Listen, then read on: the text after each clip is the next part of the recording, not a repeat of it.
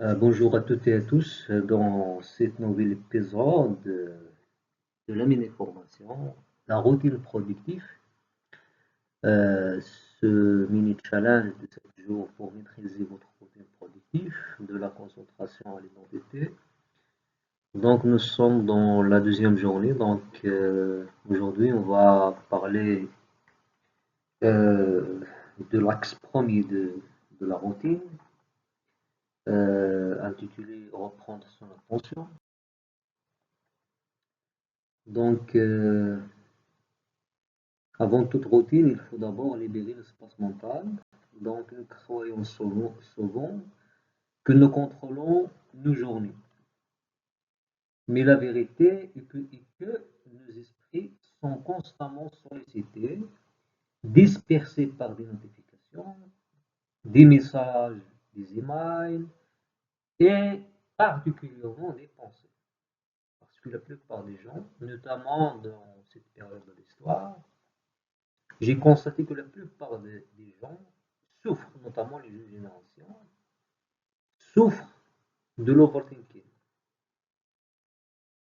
L'overthinking, ce sont des pensées, c'est un syndrome de la pensée excessive euh, qui vont et viennent.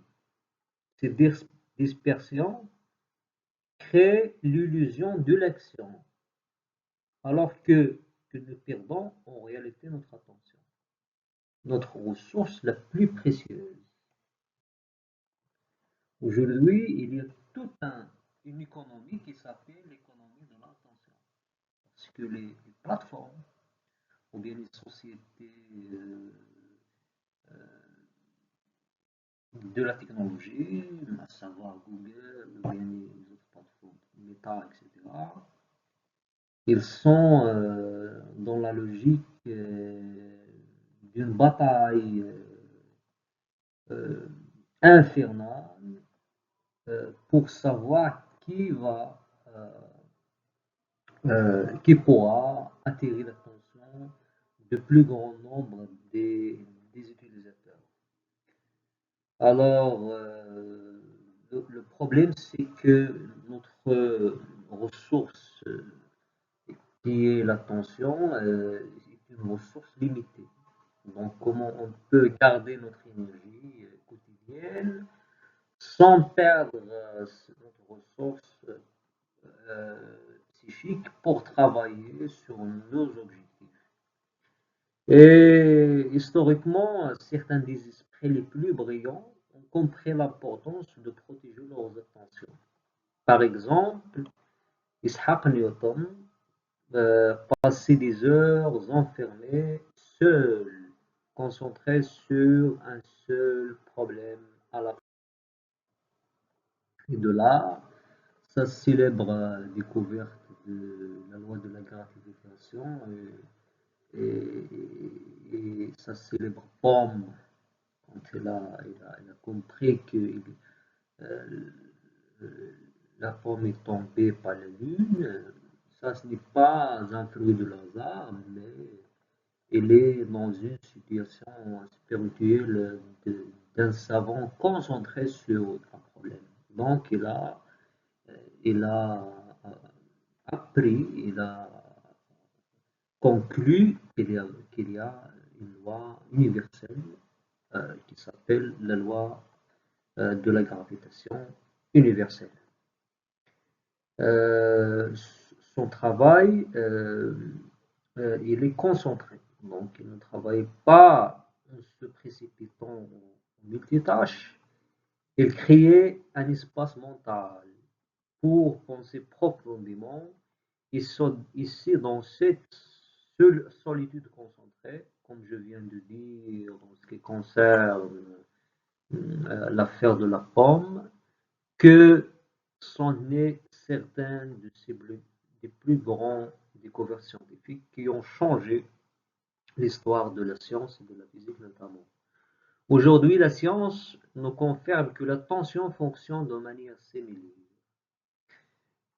Des recherches en psychologie cognitive montrent que chaque fois que notre esprit change de tâche, notre cerveau subit un coup de commutation. On a déjà parlé sur ce concept dans la formation précédente sur l'éducation numérique. Nous perdons de l'énergie et nous diminuons notre capacité de concentration. C'est exactement ce qui se passe quand nous sautons d'un email à un message WhatsApp, puis à une notification de Facebook. Nous semblons occupés, mais nous ne faisons pas de progrès réel. Alors, comment reprendre le contrôle sur son attention? C'est là où le bas blesse. La clé est de créer un moment volontaire et protégé chaque jour.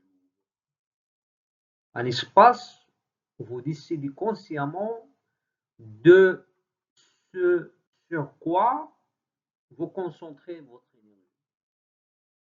Cela peut être seulement 10 minutes, mais c'est suffisant pour signaler à votre cerveau que vous reprenez la direction. Dans le monde du travail moderne, les entreprises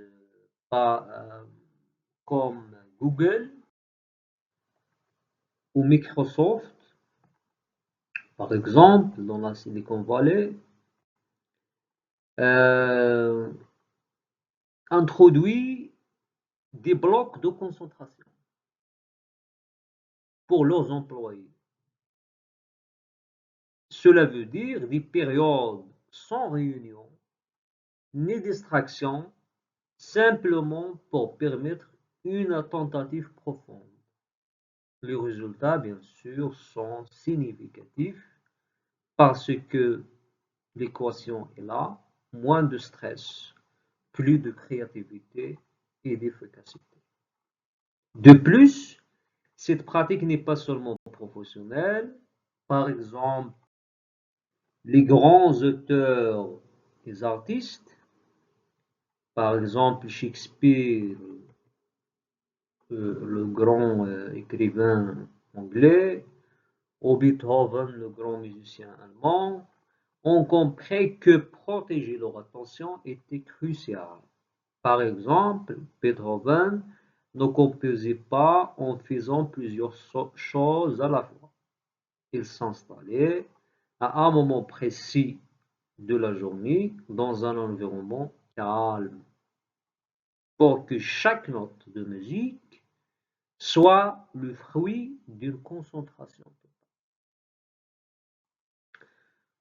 Alors, dans ce deuxième acte, nous allons apprendre à identifier les sources de distraction et à créer un point d'attention stable dans la journée. Et là, vous pouvez utiliser la méthode de time blocking, comme vous voyez sur l'écran. Donc, vous pouvez diviser la journée selon votre rythme énergétique. Par exemple, il y a ceux qui travaillent ou bien qui ont de l'énergie de concentration à la matinée. Donc, ils doivent euh, focuser leur attention et euh, mettre leur travail profond à la matinée. Par exemple, il y a d'autres qui n'ont cette énergie que dans le soir, donc ils doivent y émettre leurs travaux qui nécessitent une concentration accélérée. Et, nous allons, alors, ce n'est pas une question de supprimer la technologie ou d'être isolé du monde, mais de décider volontairement où votre esprit doit se poser. Même quelques minutes chaque jour peuvent transformer la qualité de vos décisions, votre créativité et aussi votre efficacité. L'objectif n'est pas la perfection pour la première fois, mais la constance. Petit à petit, ces moments d'attention consciente s'additionnent et votre cerveau commence à reconnaître. Il existe un espace pour la concentration où vous dirigez votre vie et non vos distractions. Il y a chez un psychologue célèbre qui a inventé le concept de flow state. Donc, c'est un état d'esprit où le sujet arrivait à un état de concentration totale sur une seule chose. Donc, si vous n'arrivez pas à ce stage-là psychologique et spirituel, vous ne pourrez pas réaliser de grandes choses dans votre journée. Euh, vous ne réagissez plus quand vous allez exercer cette méthode aux stimuli externes par automatisme. Vous reprenez le contrôle et c'est cette maîtrise de l'attention qui va servir de fondation à, à tout, à tout le reste du challenge. Euh,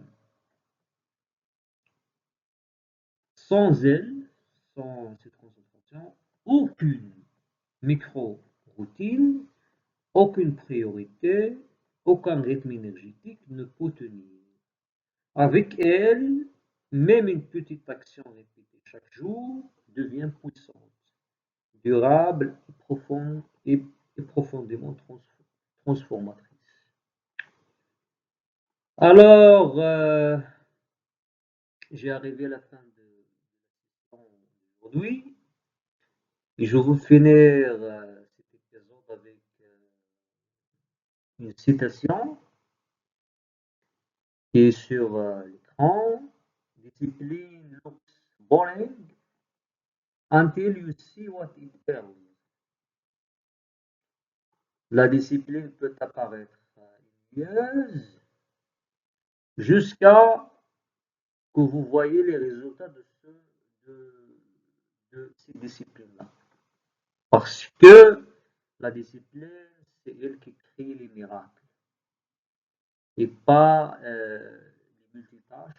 Les multitâches ne créent rien et la distraction ne crée rien. Donc, il est le temps de faire un diagnostic psychologique de vos habitudes, de votre rythme énergétique euh, de chaque jour et de diviser euh, ces moments de la journée en blocs. Et chaque bloc, il est consacré à une tâche. La grande tâche, c'est le travail profond, c'est vous travaillez sur vos projets personnels ou bien professionnels. Aussi, il y a des moments de distraction. Moi, je ne dirais pas qu'il faut éliminer toute distraction, c'est impossible. Et il est obligatoirement intéressant de mettre de la distraction dans la vie. Mais une distraction qui est mesurée, par exemple 2 heures chaque jour, vous pouvez mettre des distractions. Rester dans un café, ou bien faire une promenade, ou bien rencontrer des amis, ou bien jouer aux cartes, ou bien, je ne sais pas. Mais vous avez juste un bloc de temps, et pas tout le temps. La majorité du temps, elle est consacrée au travail, elle est consacrée à la productivité. Donc voilà, je vous remercie encore une fois, et on se retrouvera dans une nouvelle vidéo.